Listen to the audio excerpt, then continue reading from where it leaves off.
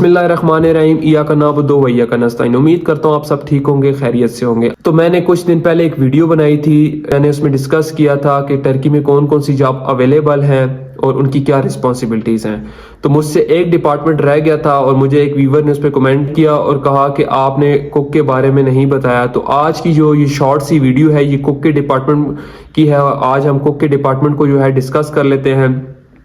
जी हाँ, टर्की जो है वो कुक के वीज़े जो है वो इशू करता है। टर्की कुक के जो वर्क परमिट है वो इशू करता है। आप कुक के वर्क परमिट पे यहाँ आ सकते हैं। बात कर लेते हैं सैलरी की। सैलरी सबकी सेम होती है, अस्करी उजरत के मुताबिक होती है। जो अभी अस्करी उजरत यहाँ चल रही है वो 17,000 रुपये चल रही है। ड्यूटी टाइमिंग जो है वो 8 घंटे है और प्लस ओवर टाइम है। अगर आप ओवर टाइम करते हैं तो ओवर टाइम की जो भी आपकी पेमेंट है वो आपको ये देंगे।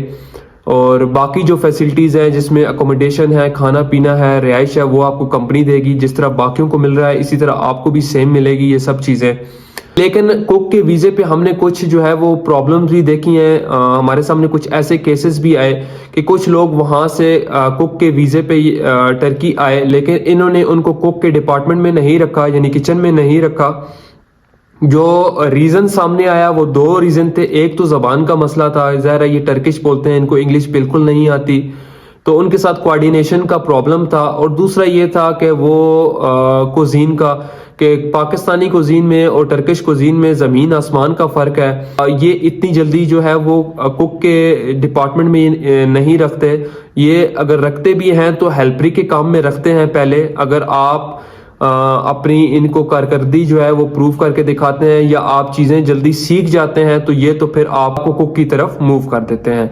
और एक और प्रॉब्लम भी हमने देखी कि एक खातून जनाब यहाँ पे कुक के वीज़े पे आई थी और उनको इन्होंने कुक के डिपार्टमेंट में नहीं रखा और इन्होंने उसको शिफ्ट कर दिया पेस्ट्री के डिपार्टमेंट में, यानी बेकरी के डिपार्टमेंट में। यही 2 रीज़न सेम जो है वो उस टाइम भी सामने आए। तो लिहाजा आपसे गुजारिश है कि जब भी आप टर्की कुक के वीज़े पे आ रहे हो तो आपको तुर्किश कुजीन का हाव का पता हो, आप टर्किश फूड के बारे में नॉलेज रखते हो और आपको टर्किश कुजीन बनाना आता हो, तो तभी आप टर्की के कुक वीज़े पे आएँ। तो ये थी जी शॉर्ट सी वीडियो। उम्मीद करता हूँ आपको पसंद आई होगी, तो लाइक कर दें इस वीडियो को। अगर फिर भी कोई सवाल रह गया हो तो इंस्टाग्राम का लिंक मेरा डिस्क्रिप्शन में है, आप इंस्टाग्राम पे मुझे मैसेज कर सकते हैं और इंशाल्लाह मैं आपको जल्द से जल्द उसका रिप्लाई दूंगा। तब तक के लिए भाई को इजाज़त दीजिए। अल्लाह हाफिज़।